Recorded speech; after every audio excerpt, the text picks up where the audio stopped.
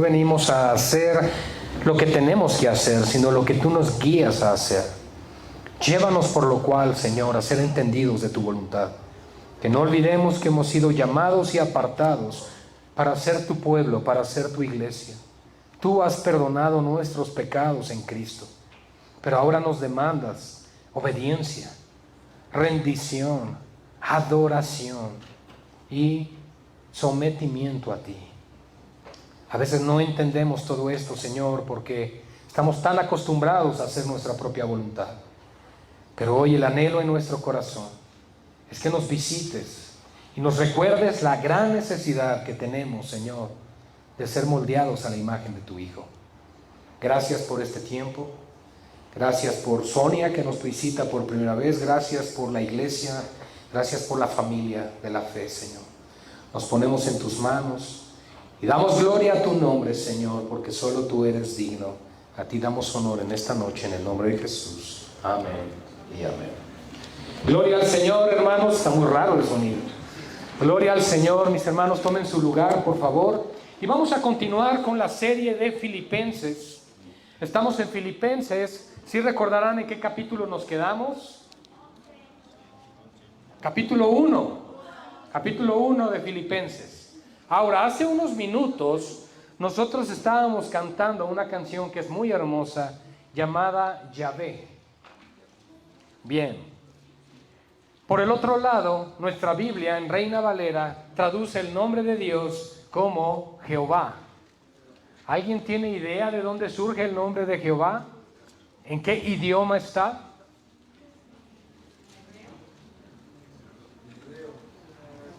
No. No son adivinanzas, hermanos. Jehová está en alemán. ¿Ok? Ahora, Yahvé o Yahweh es el nombre hebreo con vocales que se le agregan al tetragramatón. El tetragramatón es el Y, W, H. A ver, ya le están cambiando las letras. Y, W, H, E. ¿Seguros que es así? No es así. Sí, pero sin vocales, el tetragramatón. ¿Me lo pueden decir? YHWH, iglesia. YHWH. Y se agregan las vocales y es Yahvé. ¿Ok? El nombre de Dios es como se revela el yo soy o el gran yo soy a Moisés en aquel tiempo en el desierto, cuando se le aparece en la zarza ardiente. ¿Quién diré que me envía? Diles que yo soy el que soy, te envía. Y de ahí viene el tetragramatón, porque no había manera de nombrar el nombre del Señor. Por lo cual, amados hermanos, se agregaron vocales para que pudiera tener pronunciación. Pero el nombre de Dios no era un nombre que se mencionaba en Israel, porque el nombre de Dios es santo. Por el otro lado, entonces, se nombraba Adonai o Elohim, que significan el Señor. ¿Ok? Entonces, Jehová es un nombre de las traducciones, pero viene en nombre en alemán. Entonces, si la pregunta es ¿cuál es la manera más correcta de citar o nombrar el nombre del Señor? Es Yahvé. Ese es el nombre más correcto en nuestro castellano limitado que tenemos. Bien, Filipenses capítulo 1, amados hermanos, estamos a partir del versículo 12 y hemos titulado la enseñanza de hoy, para mí el vivir es Cristo. Y por supuesto, dentro de esto encontramos el informe de Pablo a los filipenses. Para mí el vivir es Cristo.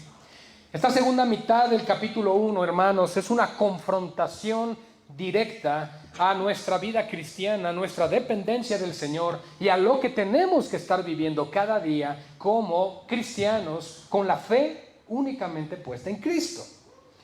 Tú y yo ya entendemos mucho de estas cosas, pero a veces nos encontramos con ese desafío de ser cristianos cuando el mundo te está desafiando a no serlo, porque si lo eres, entonces te rechazarán, te darán la espalda, te negarán e incluso se burlarán de ti.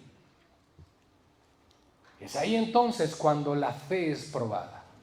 Como lo hemos venido mencionando, nosotros no somos perseguidos solo por confesar el nombre del Señor, sino por las convicciones que esto tiene y lo que implica como transformación en nuestras vidas.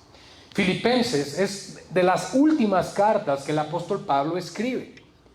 Y en esta última carta él se encontraba en prisión, se encontraba en Roma.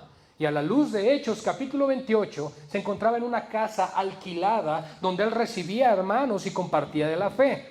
Ahí no estaba en una prisión tan fea como las 2 veces anteriores que se narra en el libro de los Hechos. Sin embargo, él está escribiendo en prisión y él tiene gozo, contentamiento y esperanza en su Dios, en que volverá a ver a la iglesia, sobre todo a sus amados hermanos de Filipos. Vemos entonces un contraste aquí, porque la manera de escribir de Pablo es una manera intencional. Él siempre tiene un propósito en lo que escribe. Y mis amados hermanos, si alguna vez te han dicho, yo no creo en la Biblia porque fue escrita por hombres, después decir, pues más bien por cuanto fue escrita por hombres, puedo creer en ella. Y ya hemos entendido el contexto de esta frase. 1500 años para escribirse, más de 40 autores, 3 diferentes idiomas, contextos religiosos y culturales diferentes de cada autor, y se pusieron de acuerdo para escribir una misma historia. Eso es increíble. Eso es más bien lo que le hace realmente especial a las Escrituras. Y por lo tanto, Pablo escribe de una manera intencional. Ciertamente el Espíritu Santo inspira las Escrituras, es decir, guía al creyente, en este caso a los apóstoles, a escribir lo que encontramos en el canon del Nuevo Testamento. Pero dentro de esa inspiración también Dios está permitiendo que la naturaleza, el carácter del autor que está escribiendo se plasme y se manifieste. Nosotros constantemente podemos ver en las cartas de Pablo una intención, el por qué dice lo que dice. En ocasiones es incluso sarcástico, en otras ocasiones está hablando de tal forma que quiere comprobar que hay algunos que se han engañado en sus corazones y se han desviado del Evangelio, que hay otros que realmente aman genuinamente, que hay otros que no. En ocasiones nos deja saber que de aquellos que caminaban con él en el Evangelio, unos eran amadores de sí mismos, eran vanidosos, amaban las cosas del mundo, otros genuinamente amaban a Cristo, etcétera, etcétera. Eso nos habla de una intención detrás de lo que Pablo escribe. Y yo creo que cualquiera de nosotros, cuando estamos escribiendo o redactando algo, hay una intención del por qué hacemos lo que hacemos. Yo creo que nadie escribe algo sin sentido, por lo menos con el uso cabal y natural, en sentido común del cerebro que Dios nos dio. Es por eso, hermanos, que tenemos que entender el corazón de Pablo detrás de lo que vamos a aprender esta noche. Para mí el vivir es Cristo. Y es el informe de Pablo a la iglesia de los filipenses, una vez que les ha saludado y que les ha hecho partícipes en el Evangelio de todo lo que está aconteciendo durante sus viajes y por supuesto en este caso ahora en prisión. Y dice así a partir del verso 12: quiero que sepan, hermanos, que las cosas que me han sucedido han redundado más bien para el progreso del Evangelio. De tal manera que mis prisiones se han hecho patentes en Cristo en todo el pretorio y a todos los demás. Y la mayoría de los hermanos, cobrando ánimo en el Señor con mis prisiones, se atreven mucho más a hablar la palabra sin temor. Algunos a la verdad predican a Cristo por envidia y contienda, pero otros de buena voluntad. Los unos anuncian a Cristo por contención, no sinceramente, pensando añadir aflicción a mis prisiones, pero los otros por amor, sabiendo que estoy puesto por la defensa del Evangelio. ¿Qué pues? Hace una pregunta Pablo. Que no obstante, de todas maneras, o por pretexto o por verdad, Cristo es anunciado, y en esto me gozo y me gozaré aún, dice el apóstol. Porque sé que por vuestra oración y la suministración del Espíritu de Jesucristo, esto resultará en mi liberación. conforme a mi anhelo y esperanza de que en nada seré avergonzado, antes bien con toda confianza, como siempre, ahora también será magnificado Cristo en mi cuerpo, o por vida o por muerte. Porque para mí el vivir es Cristo y el morir es ganancia. Mas si el vivir en la carne resulta para mí en beneficio de la obra, no sé entonces qué escoger. Porque de ambas cosas estoy puesto en estrecho, teniendo deseo de partir y estar con Cristo, lo cual, dice él, es muchísimo mejor, pero quedar en la carne es más necesario por causa de vosotros. Y confiando en esto, sé que quedaré, que aún permaneceré con todos vosotros para vuestro provecho y gozo de la fe, para que abunde vuestra gloria de mí en Cristo Jesús por mi presencia otra vez entre vosotros. Solamente, dice aquí Pablo, que os comportéis como es digno del Evangelio de Cristo, para que, o sea que vaya a veros o que esté ausente, oiga de vosotros que estáis firmes en un mismo espíritu, combatiendo unánimes por la fe del Evangelio, y en nada intimidados por los que se oponen, porque para ellos ciertamente es indicio de perdición, mas para vosotros de salvación, y esto de Dios. Porque a vosotros os es concedido a causa de Cristo, no solo que creáis en Él, sino que también padezcáis por Él, teniendo el mismo conflicto que habéis visto en mí y ahora oís que hay en mí. Inicia esta última parte del capítulo 1, en el verso 12, quiero que sepan. La intención de Pablo es comunicar algo a la iglesia.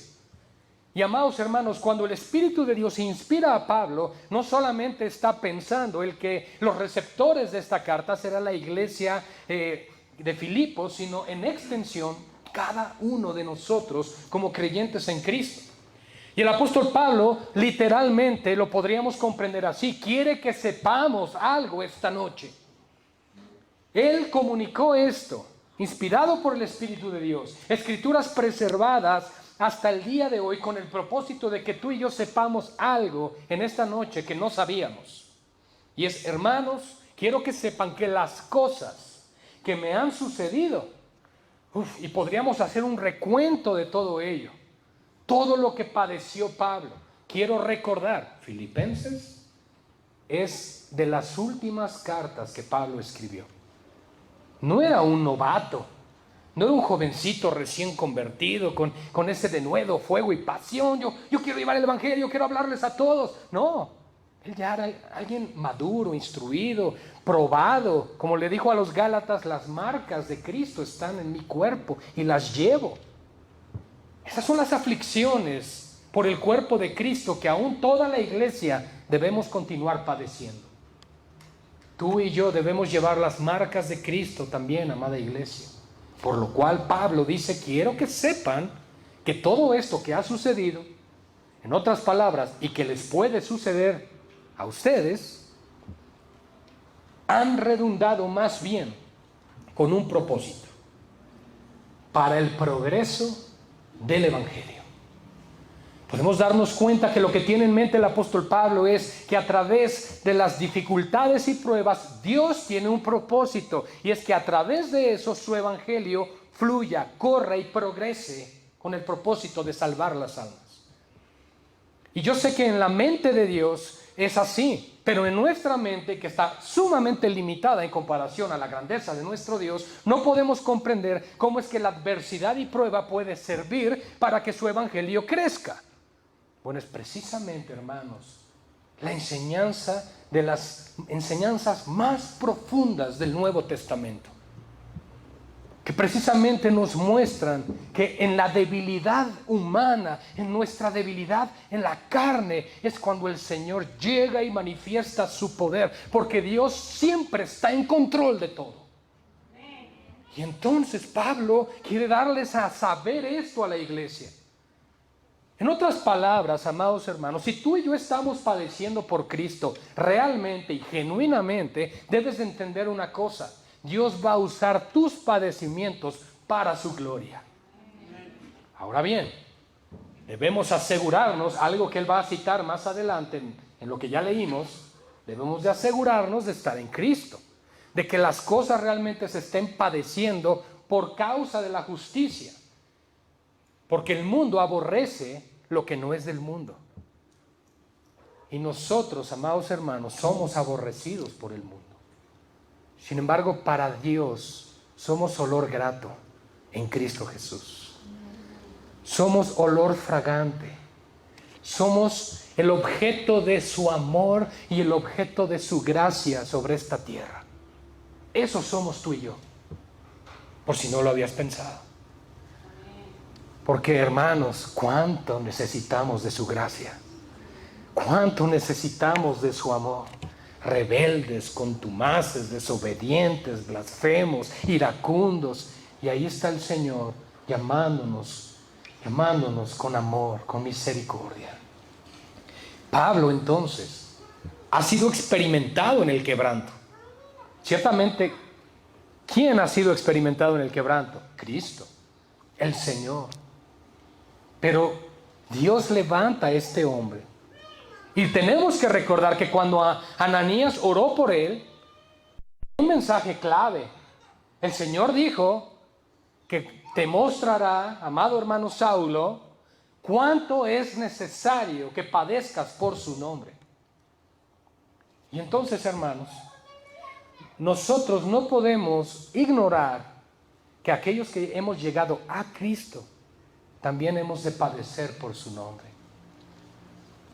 Entonces, el progreso del Evangelio se da en respuesta a la oposición que hay contra los que lo predican. Qué interesante fórmula.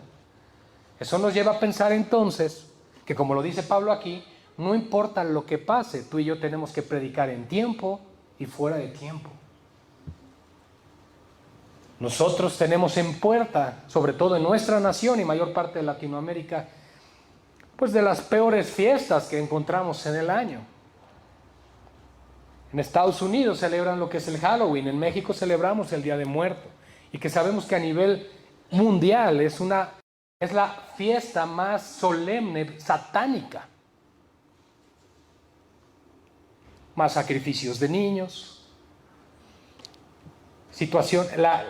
el ambiente y el despliegue espiritual y demoníaco en esos días es más fuerte que en otros días, porque hay un culto para él. Pero tú y yo no debemos ser aquellos que tienen comunión con las tinieblas, sino por cuanto estamos en la luz, debemos tener comunión con Cristo.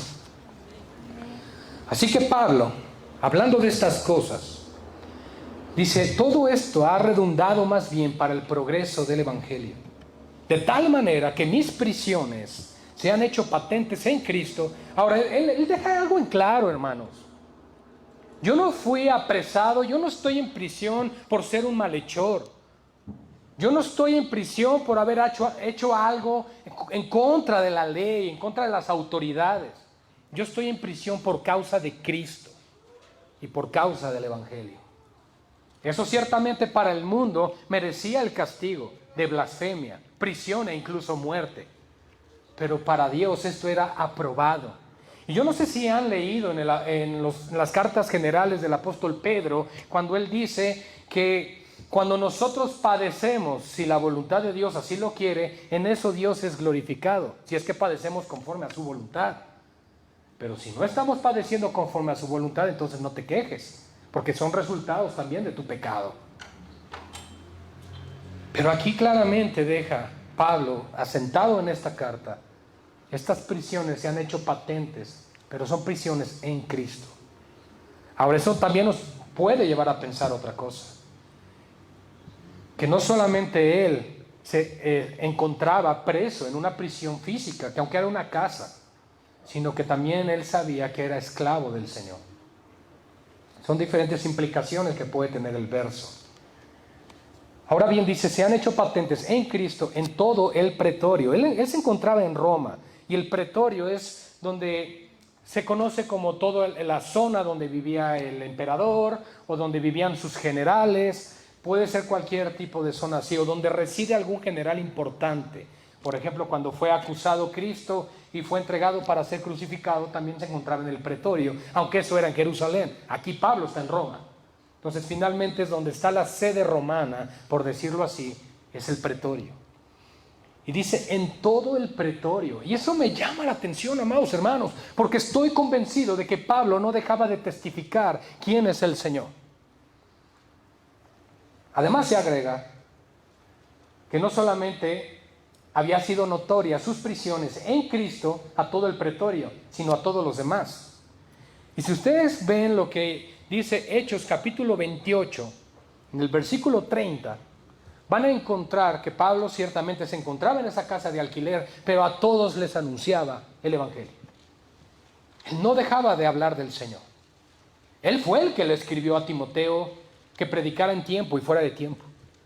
Insta, con toda doctrina, con toda paciencia, con toda autoridad. ¿Por qué, amados? Porque el cristiano tiene una función en este mundo y es ser testigos de Cristo. Esa es nuestra motivación y nuestra razón de existir en este mundo. De ahí agrégale los medios de gracia que Dios te concede, el tener tu esposa, tu esposo, tus hijos, disfrutar de tu negocio, trabajo, lo que hagas, tus viajes, todo eso, gloria al Señor. Pero la razón por la cual estás en Cristo es para que sea hecho notorio a los que te rodean que estás en Él. Y Pablo lo hizo. Le fue notorio a todo el pretorio y a los demás. Wow. Ahora, cuando nosotros lleguemos a Hechos, a esos últimos capítulos, nos vamos a dar cuenta que Pablo cumplió con lo que se estableció en Hechos 1:8, que serían testigos hasta lo último de la tierra. Y en aquel momento lo último de la tierra conocida era el Imperio Romano, y llegó hasta ese lugar. Verso 14 ahora agrega, y la mayoría de los hermanos, ¿qué creen que sucedió al conocer el testimonio de Pablo? Cobrando ánimo. ¿Saben? Si nosotros nos enteramos que alguno de nosotros padece o muere por causa del Evangelio, eso puede traer desánimo. Puede traer desánimo. Ahorita hablaba yo con mi hermano Lalo, digo, pues no sabemos de qué manera podemos morir. Imagínate que entra un fanático satánico, entra por la puerta y me pega un tiro ahorita mientras predico y muero aquí. ¿Qué va a pasar con la iglesia? Por supuesto, dependen del Señor, no de mí. Pero dejamos algo en claro, eso puede ocasionar desánimo, el que ya no se quieran reunir. Oh, ¿qué tal si igual nos quieren matar? ¿Qué tal si igual aparece ese personaje y nos agarra a tiros a todos? Ahora, eso puede pasar. Pero ¿qué sucedió a la luz de lo que le sucedía a Pablo? Los discípulos no huyeron de la situación, sino que cobraban ánimo. Fíjense lo que dice. Ellos cobrando ánimo en el Señor, con mis prisiones, se atreven mucho más. Hermanos, ¿podemos darnos cuenta del poder del Espíritu Santo obrando en la iglesia cuando la adversidad es contraria? Somos como salmones corriendo o nadando, en contra de la corriente. Vamos totalmente al revés de lo que hace el mundo. El mundo es progresista, vamos avanzando, vamos hacia el aborto, vamos hacia lo legal, que se casen hombres con hombres, mujeres con mujeres. Oh, wow, cuán humanos somos, el amor es el amor. Pues qué importa a quién ames, lo importante es eso, lo que tú sientes, lo que tú crees que eres, es lo que importa. Y se ha desechado la identidad que Dios nos dio desde la creación. Entonces vamos en contra del mundo. Pero si nuestro testimonio es tolerable con los que practican tales cosas, amados hermanos, te animo a que leas al final de Romanos 1 las consecuencias de aquellos que no estorban a los que practican todo eso. Es fuerte, es fuerte. Porque Sodoma y Gomorra fueron puestas por ejemplo, pero no solamente fueron por ejemplo por aquellos que viven en esa impiedad, sino también por la sociedad heterosexual en aquel caso, que aprobaba y permitía ese estilo de vida tan licencioso. Y eso es lo que estamos viendo hoy. Y eso es lo que está sucediendo. Y nosotros podríamos considerar hoy, amados hermanos, que no estamos bajo la condición de Pablo, pero sí estamos en una condición donde el Evangelio está siendo afrentado por todo lo que el mundo está haciendo. Y la iglesia permanece callada. Tenemos que levantarnos, iglesia, en el nombre del Señor, con mucho más denuedo y con más valor, para predicar y hablar sin temor, dice aquí. ¿A qué le temes? Imagínate a estas alturas de la vida del apóstol Pablo. Pablo, ¿a qué le tienes miedo? Pues probablemente él ya solo pensaba en un león comiéndoselo o algo así, que ya había pasado por todo. Mordeduras de serpientes, naufragios, lo habían apedreado en varias ocasiones, prisiones, latigazos, y pues yo creo que eso duele. Y además podemos agregar, y yo creo que podemos consultar con cualquier médico las consecuencias que vienen después de esos azotes y la pérdida de sangre. Y además, no creo que terminara y le dijeran, ahora cómete tu pollito rostizado y tómate toda esta agua. Los dejaban sin comer, los abandonaban así, los dejaban en su propia suciedad y no se podían mover. Y en medio de eso, su amor por Cristo jamás menguó, jamás dudó de su Señor.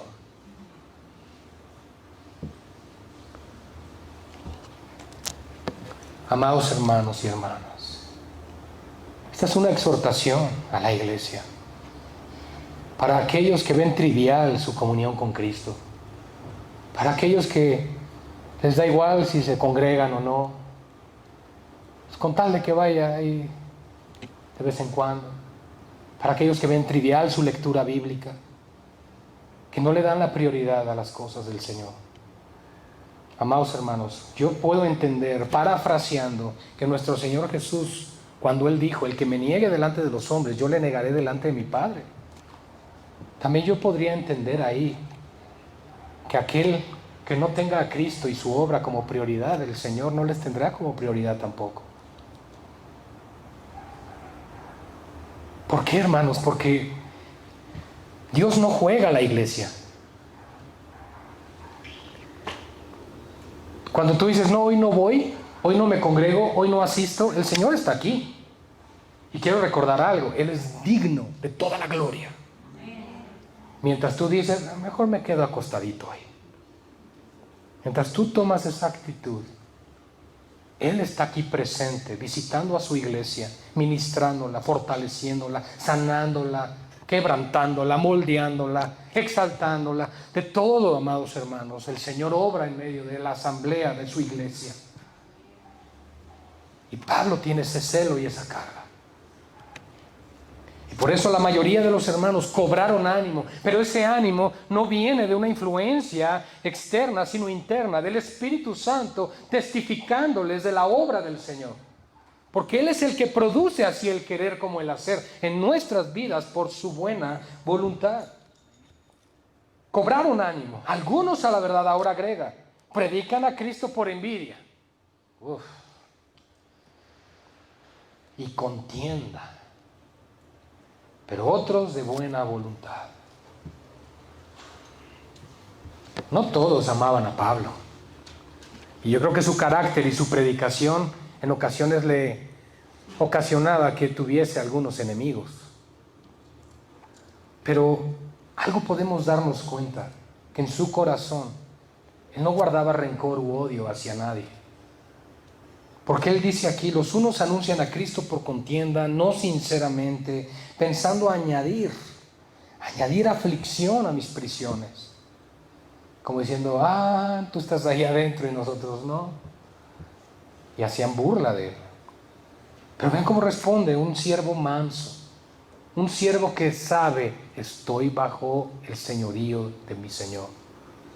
Saben, hermanos, las veces que Pablo llegó a prisión no fue por casualidad, no fue por insensatez. Fíjense, es que a veces nosotros confundimos la palabra, le estamos dando otro sentido, porque muchas veces citamos proverbios, ¿verdad? El avisado ve el daño y se aparta, mas el insensato pasa y recibe el daño. Y por ejemplo, cuando él se despide de la iglesia en Mileto, dice, yo no sé lo que me espera allá, mas por el Espíritu Santo me dice que va a haber prisiones y pues muerte. Dice, pero en nada estimo preciosa mi vida. Ahora, cualquiera de nosotros podría decir, Pablo, pero ¿qué no estás viendo lo que te está pasando? Recuerda lo que dijo Salomón. El sabio ve el daño y pues, se aparta, pero el insensato pasa y recibe. Y él pudo decir, oh, sí es cierto, sí es cierto, mejor aquí me quedo. Entonces tenemos que entender, hermanos, que hay la voluntad de Dios y hay la voluntad de Dios. La voluntad de Dios está en toda su palabra. Y no, por supuesto, no vamos a decir que esa esté incorrecta. Pero por el otro lado hay voluntad específica y personal con cada uno de nosotros. Porque si Él decide que te atropelle un tren, o te coma un tiburón, o te mueras de ancianito en tu cama y ni sentiste qué pasó, es su voluntad. Y el tren pasó sobre ti no porque viste el daño y te apartaste, porque el Señor estableció así van a morir. Pablo entendía esas cosas, la soberanía de Dios. Dios tiene un plan en mí. Dios me dijo que daría testimonio, diciendo Pablo, delante de reyes, y que yo padecería por su nombre.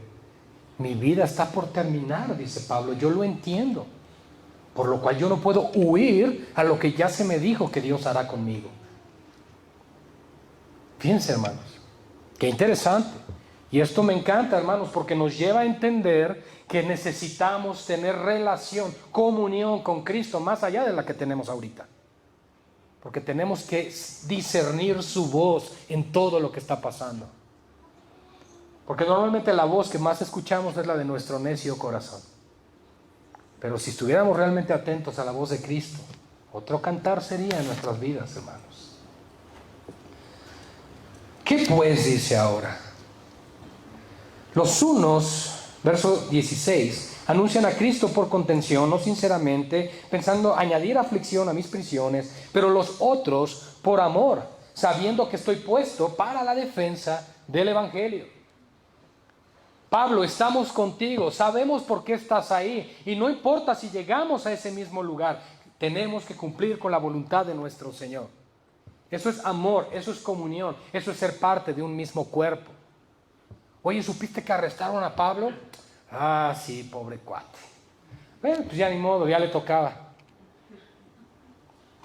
No, hermanos, vemos amor en la iglesia, unidad, empatía. Porque el mismo apóstol Pablo dice, considérate a ti mismo porque también estás en la carne. A cualquiera de nosotros nos pueden pasar esas pruebas. Entonces, cuando un miembro del cuerpo padece, el resto del cuerpo padece con él. Cuando un miembro del cuerpo recibe gloria y alabanza, el resto del cuerpo se goza. No le entra la envidia. Cuando un miembro del cuerpo sufre o está en aflicción, la iglesia sufre y se aflige con él. Porque somos miembros del cuerpo de Cristo. Cada uno en particular hemos recibido dones como Él quiso. Y Él los repartió. Pero todo lo que hemos recibido debe ser puesto para edificación de los demás. Hay que trabajar en eso. Pablo lo entendió, Pablo lo vivió, Pablo lo enseñó y Pablo disfrutó de ese fruto con los creyentes que se convirtieron como fruto de la predicación de él. ¿Qué pues? Dice ahora. Que no obstante, de todas maneras, aquí está su consuelo. O por pretexto o por verdad, Cristo es anunciado. Y en esto me gozo y me gozaré aún. Mi gozo está en que mi Señor se anuncia. Mi gozo no está basado en mi condición, en mi situación. Mi gozo no depende de una prisión, si es dentro del fango, en una prisión oscura o en una casa alquilada, cualquiera que sea la situación. Él claramente nos lo enseña en la palabra de Dios. Pablo dice, en todo y por todo he sido enseñado, así que me gozo en abundancia y en escasez. Y eso no solamente implica abundancia o escasez en lo económico, sino también en la condición en la que te encuentres. Mas la palabra de Dios no está presa, hermanos. ¿Cómo podemos entender esas palabras en la vida de un hombre que está en prisión? La más fácil es, bueno, pues la palabra de Dios sigue salvando a muchos aunque Pablo esté encerrado. Esa es la más rápida. Pero ¿saben por qué él dijo eso? Porque aunque yo esté en prisión y en esta oscuridad, la palabra de Dios sigue produciendo vida en mí. Yo estoy en prisión, la palabra no. La palabra de Dios sigue salvando. La palabra de Dios me sigue fortaleciendo. La palabra de Dios me sigue dando gozo en medio de esta prueba y esta adversidad. Y es lo que quiero comunicarles, iglesia. Y por eso escribe estas cartas, Pablo. Las cartas del gozo. Las cartas donde desafía toda mente y lógica humana en cuanto al criterio de lo que están viviendo por la persecución del Evangelio. Muerte, persecución. Y por el otro lado, Pablo les dice, gócense de lo que está pasando. Porque Cristo dijo que sucedería. Y eso significa entonces que sus profecías son ciertas. Porque sé, ahora dice, que por vuestra oración, aquí viene su gozo, sé que por su oración y la suministración del Espíritu de Jesucristo, aquí viene el punto, lo que me da el Espíritu de Dios, el gozo que yo necesito en medio de esta situación, y sé que está la iglesia orando por mí, eso, hermanos, le daba gozo al apóstol Pablo. Y por eso es que nosotros tenemos que estar orando unos por otros. Probablemente haya alguien ahorita aquí en el cuerpo de Cristo sufriendo, padeciendo, pero el saber, la iglesia está orando por mí, eso sostiene mucho. Y además, como dice aquí, la suministración del Espíritu Santo. Porque ¿qué nos da el Espíritu Santo? Paz. ¿Y qué paz nos da? No como la da el mundo, dijo Cristo, sino una paz que sobrepasa todo entendimiento. ¿Cómo es posible que este siervo de Dios estuviera tan tranquilo con lo que estaba padeciendo? Porque Cristo estaba con él. Aun cuando él presentó defensa, dijo, ninguno estuvo conmigo, pero el Señor estuvo conmigo a mi lado. Hermanos, tenemos que aprender a caminar con Cristo. Y aunque nosotros pensamos en ocasiones que Pablo era como un llanero solitario, quiero recordarles algo, no. Él siempre pedía en sus cartas a la iglesia que oraran por él. Y esa es la razón por la cual tenemos que estar orando por todos. No solo tienen que orar por el pastor, no solo tienen que orar por la familia del pastor, tienen que orar por toda la iglesia, por todos los servidores, por todos los que están involucrados en la obra del Señor. Cuando puedas, involucra a los misioneros que están padeciendo este tipo de cosas por llevar la palabra de Dios. Mientras nosotros padecemos porque el pastor no me saludó, ellos están padeciendo casi muerte por la persecución del Evangelio. Mientras tú estás padeciendo porque la hermanita te vio feo, ellos están padeciendo persecución.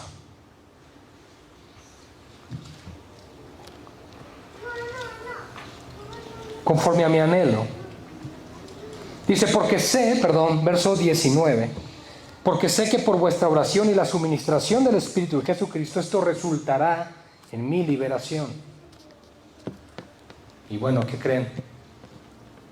Ya no salió de ahí.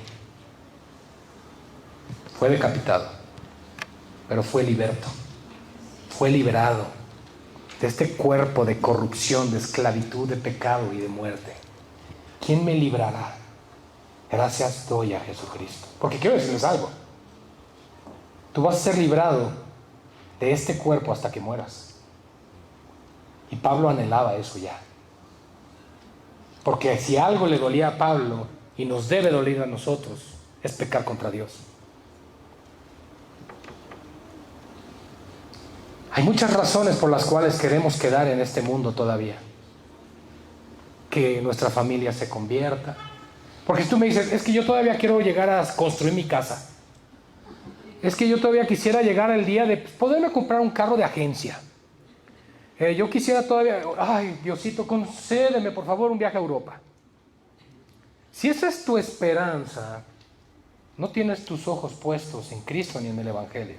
Ahora, Dios te lo puede conceder, yo no digo que no, pero no son las motivaciones correctas en el corazón por las cuales queremos permanecer aquí. La motivación correcta siempre, siempre, siempre deben ser Cristo.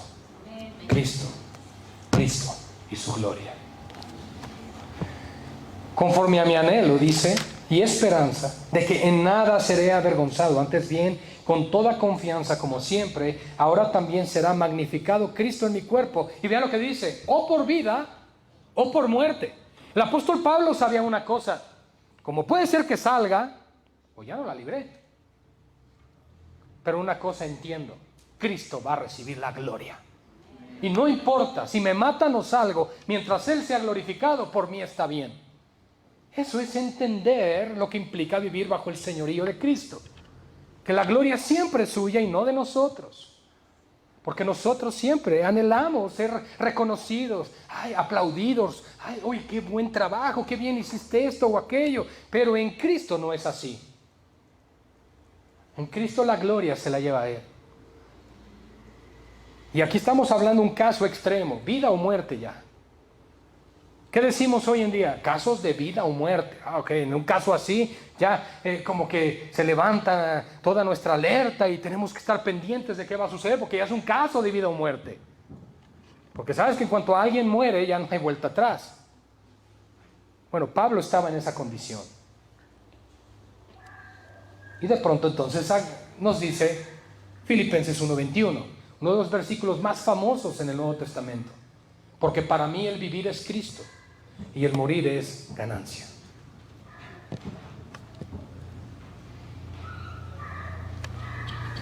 Pero jugamos aquí con la ecuación del mismo versículo. Para que el morir sea ganancia, para ti el vivir tiene que ser Cristo. Si para ti el vivir no es Cristo, sino tus propias ambiciones, sueños y metas, entonces el morir no será ganancia para ti. ¿Saben, amados hermanos? Ciertamente nosotros creemos en la elección, creemos en la predestinación. Pero antes de todo eso, también la Biblia también nos muestra y nos enseña los frutos de aquellos que son salvos. Y no podemos pensar que porque parezco cristiano, el Señor me dirá, pasa al gozo de tu Señor el día que mueras. No va a ser así. Aquel que ha nacido de nuevo vive para aquel que murió y resucitó por él. Aquel que ha nacido de nuevo se nota. El Espíritu Santo lo toma, lo gobierna, lo controla y ya no lo deja pecar a gusto. Lo sostiene, lo levanta, lo fortalece, lo ministra, se cae, lo vuelve a levantar, lo limpia y se volvió a ensuciar y otra vez vas de nuevo. Así es la vida del creyente. Pero Él ya no nos deja. Ya no nos deja. Persuadidos de esto, nos regresamos al verso 6 de este capítulo, que el que comenzó la buena obra, la perfeccionará en el día de Cristo. Porque para mí el vivir es Cristo y el morir es ganancia, y de pronto nos pone no podemos dogmatizar que esta sea la única razón por la cual queramos quedar en este mundo, porque todos podemos tener motivaciones buenas delante de Dios, como, bueno, es que yo todavía quiero que mi familia conozca al Señor. Bueno, eso está bien, por supuesto, porque aquí dice él no tenía esposa, él no tenía hijos, y por lo cual su familia era la iglesia, y dice lo siguiente: mas si el vivir en la carne resulta para mí en beneficio de la obra, no sé entonces qué escoger. Fíjense, amados hermanos, cuán amor tenía el apóstol Pablo por la iglesia, que él decía, no sé qué escoger, irme con Cristo o quedar con ustedes todavía un tiempo. Pero no por cuestiones vanas, sino por el amor genuino por la iglesia de Cristo. Porque de ambas cosas, dice Pablo, estoy puesto en estrecho, es decir, estoy en una esquina por un lado y del otro, no sé qué decidir. Teniendo deseo de partir, ¿Quién tiene deseo de partir y estar con Cristo? No les creo a todos, ¿eh? Bueno, si realmente tienes deseo de partir y estar con Cristo, entonces nada de lo que suceda aquí te debe dar miedo, te debe dar temor. ¿Ah? Digo, no vamos a ser temerarios, ¿verdad? Como lo hemos dicho, entonces me voy a aventar a la alberca con los tiburones. No vamos a tentar al Señor. Eso nos lo deja claro la Escritura. No vamos a tentar al Señor. Pero hermanos, el cristiano o la cristiana, por generalizar, el cristiano es el único ser viviente en este mundo que no debería tener temor de morir. Porque mientras para todo aquel que no conoce del Señor sería perderlo todo, y de hecho, para nosotros es ganancia. Es decir, obtienes algo en lugar de perder. Y ahí es donde se encuentra el mérito, porque lo que obtienes es la eternidad con Cristo. Y Pablo entendía una cosa, dice aquí, lo cual es muchísimo mejor. Pues por supuesto, qué mejor que poder estar tomado de la mano del Señor por la eternidad, que ver su gloria, verlo ahí, ver cómo camina, cómo está Él entre nosotros. Yo creo que es lo más maravilloso, poderle cantar y poderle preguntar otra vez, dinos cómo moriste por nosotros, cómo le hiciste, cuán grande amor tienes por nosotros, Señor. Como niños chiquitos delante de su majestad, delante de su presencia, postrados a sus pies, diciéndole cuánto te amamos, Señor. Viendo sus heridas, tocando sus manos, tocando sus pies y diciéndole gracias, Señor. Gracias por amarme así. Gracias por amarme tanto. Gracias por morir en esa cruz por mis pecados, porque ahora estoy aquí contigo. Ese es el corazón del creyente. Pero quedar en la carne, dice, es más necesario. No dice que sea mejor, dice que es más necesario por causa de la iglesia. Y esto a mí me lleva a pensar que Dios se va a llevar a cada uno de nosotros cuando su plan y su propósito se haya cumplido.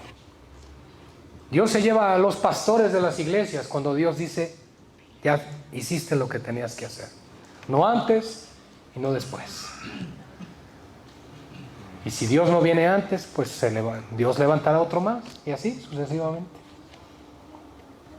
Pero nos veremos en el cielo. Lo digo a los más chiquitos, porque seguramente me voy antes que ellos.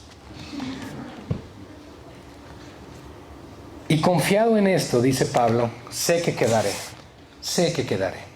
que aún permaneceré con todos vosotros para vuestro provecho y gozo de la fe.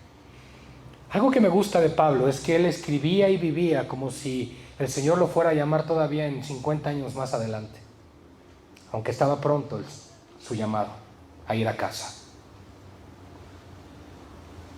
Y esto nos debe llevar a pensar una cosa. Sé que suena un cliché, una frase comúnmente dicha entre cristianos: tienes que vivir hoy como si fuera el último día, y tienes que vivir hoy como si faltaran todavía 50 años para el regreso de Cristo. Pero todo siempre para su gloria. Y entonces él dice, para que abunde, o sea, la razón por la cual quedaría yo es para que abunde vuestra gloria de mí en Cristo Jesús, por mi presencia otra vez entre vosotros. ¿Qué quiere decir eso? Pues implica que la iglesia seguiría creciendo y seguiría siendo ministrada por el apóstol Pablo. Pero les pone una condición, Pablo. Quisiera yo quedar con ustedes, dice él. Solamente les pido una cosa: que se comporten como es digno del Evangelio de Cristo. Ay, hermanos, eso quebranta mi corazón. Porque lo único que le pide él a la iglesia es: si me voy a quedar aquí con ustedes, solo les pido por favor que se comporten como es digno del Señor. Wow. Que valga la pena. Que valga la pena cada vida de los que estamos aquí. Que valga la pena el esfuerzo que haces por tu familia. Que valga la pena el esfuerzo que haces por tu matrimonio. Que no quede de ti. Que tú no seas la razón de que algo no falló, o de que algo falló, de que algo no funcionó. Que tú no seas la causa. Por eso Pablo dice: yo les amo. Y quiero que sepan una cosa, iglesia. Se lo está diciendo Pablo a los Corintios. Yo quisiera estar con Cristo, pero por amor a ustedes, ruego al Señor también me permita estar aquí.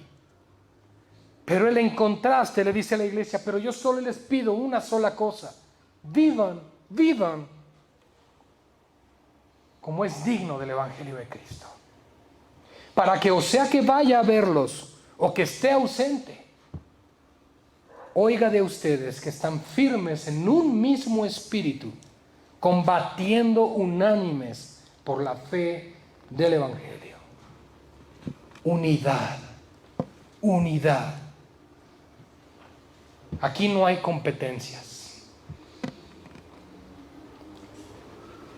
Dios es el que promueve. Dios es el que exalta. Bienaventurado el hombre o mujer a quien Dios alaba, dice la Escritura, por su obediencia. Y esas cosas se ganan. Dios no es injusto, dice la palabra. Dios no es injusto para olvidar la obra que han hecho por amor de su nombre. Si no me creen, está en Hebreos 6:10. Dios no es injusto para olvidar lo que haces para su gloria. Pero es que yo quiero ser reconocido. Yo la verdad, como que lo mío es el púlpito, la predicación. Eso es como que lo mío. Yo tengo un mensaje que dar. Bueno, puede ser. Pero si no trabajas en comenzarle a hablar al vecino y al de al lado y en amor, y si no vienes al evangelismo de la iglesia, entonces lo que quieres es ser reconocido, lo que quieres es un lugar, y no quieres la gloria de Dios, quieres tu propia gloria. ¿Tienes, hermanos?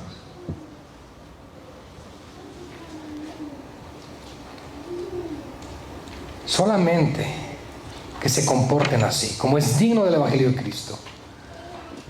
Ya sea que vaya o no, escuche de ustedes que están firmes en el mismo espíritu, combatiendo por la unidad o por la fe del Evangelio, y en nada intimidados por los que se oponen. Es más, no solamente debemos vivir con valor para predicar, sino con valor para resistir la oposición que hay en contra del Evangelio. Y esa oposición se vive ya sea a nivel cultural o a nivel hogar. Pues en tu escuela, si estás presencial o no, no importa. Pueden hacer burla de ti. En tu trabajo, ay, el cristianito. Ay, pero si tú bien que te tomabas todas las botellas, bien que hacías esto o aquello. Sí, van a hablar. Sí, éramos eso, pero ahora somos nueva criatura. Y eso es lo que enseña la palabra de Dios. Y en nada debemos intimidarnos, porque lo que fuimos, eso fuimos, pero ahora somos nueva creación en Cristo. Nada intimidados por los que se oponen, que para ellos ciertamente es indicio de su perdición. Todo aquel que se burla, todo aquel que critica, todo aquel que habla mal de tu vida en Cristo y de tu Señor, es indicio de que esa persona va camino al infierno. Mas para nosotros es indicio de nuestra salvación. Y esto de Dios. Aleluya. Porque a vosotros, y concluye con esto Pablo, y concluimos la enseñanza de hoy, porque a vosotros les es concedido una cosa tan sencilla. Y esto es a causa de Cristo. No solo que creas en Él. Ojo, crees en Cristo no porque tú quisiste creer, se te concedió. Y además, se te concede otra cosa, que también padezcas por Él. Wow. Muchos son los padecimientos del justo, pero con todo y eso Jehová le levantará. Muchos padecimientos vamos a tener, iglesia, por causa del nombre del Señor. No esperes honra, no esperes reconocimiento del mismo mundo que crucificó a Cristo. No esperes aceptación No aceptes reconocimiento de un mundo que desprecia el Evangelio. No lo esperes. Es más, no te sorprendas del viento de prueba, como dice Pedro, que ha venido sobre ti, como si alguna cosa extraña te aconteciese. ¿Pero por qué a mí, Señor? Porque estás en un mundo caído. ¿Pero por qué a mí, Señor? Porque estás en Cristo. ¿Pero por qué a mí, Señor? Porque se te ha concedido creer. ¿Pero por qué a mí, Señor? Porque se te ha concedido padecer. ¡Wow! Gloria a Dios por su palabra. Teniendo al mismo conflicto que habéis visto en mí, Hechos 16, todo el inicio de la iglesia en Filipos, y ahora oyen por la prisión que hay en mí. Así que, amados, Pablo era ejemplo y testimonio. No hablaba solamente por hablar. Él hablaba con autoridad diciendo: he padecido, pero Dios está conmigo. Y de la misma manera, ustedes van a padecer, pero Él ha prometido una cosa: no te dejaré ni te abandonaré. Eso es lo que dice el Señor. Amén. Vamos a orar, iglesia. Amado Dios, te damos gloria a ti en esta noche. Te damos gracias porque tu palabra es viva para nosotros. Ciertamente hemos comprendido y entendido hoy la importancia que tiene, Señor, el gozo en medio de tu iglesia, en medio de las pruebas. Señor, como los padecimientos que se están viviendo a nuestro alrededor, que escuchamos que un hermano padece esto, que una hermana el otro, que un familiar aquello, que el otro. Nosotros debemos de entender que todo esto debe abundar para el progreso del Evangelio. Que todo esto está, Señor, con un propósito en este mundo, porque nada, absolutamente nada se escapa de tu voluntad. Y hoy, Señor, nos sometemos a ella, a tu voluntad que es perfecta, a tu voluntad que es preciosa, a tu voluntad que es agradable, aunque a veces no lo entendemos así. Danos, Señor, contentamiento, danos gozo en medio de la aflicción. Padre, aún ruego por quienes están padeciendo en esta noche. Y no solo en esta iglesia local, no solo quienes están escuchando esta transmisión, sino aquellos que están padeciendo en las calles, en las misiones, que están sufriendo por causa de Cristo. Oramos, Padre, porque visites a tu iglesia. Señor, porque vengan tiempos de refrigerio de parte tuya. Porque venga un tiempo de esperanza para tu iglesia, para continuar predicando el Evangelio. Que en medio de este respiro que nos concedes, en medio de tanta oscuridad y maldad, no sean para satisfacernos a nosotros, sino para satisfacerte a ti. Oh Señor, a ti sea toda la gloria. Gracias por la vida de Pablo, Señor, porque lo moldeaste de tal manera que hoy nos das ejemplo de lo que haces en nosotros. Gracias porque podemos ver, Señor, que no somos los únicos, que no solo a nosotros nos pasa lo que nos pasa, sino que a tus siervos y a aquellos que más te sirvieron también padecieron así. Señor, pero una cosa hicieron ellos: nunca quitaron sus ojos de ti y nunca dudaron de tus promesas. Llévanos a tener esa fe, Señor, esa confianza y esa esperanza. Mientras padecemos, oramos, clamamos y esperamos tu respuesta. Él dijo aquí, Señor, tu siervo: yo espero y confío en que por sus oraciones podré ser librado de esta prisión. Pero ya no fue así, Señor. Llévanos a entender una cosa entonces: que sea por vida o por muerte, en todo debemos glorificarte a ti.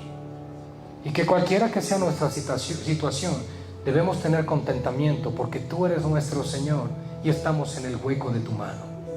Y absolutamente nada sucederá sin que tú lo permitas. Gracias por esta noche y por tu palabra, en el nombre de Jesús. Amén y amén. A Dios sea la gloria, iglesia. Aleluya.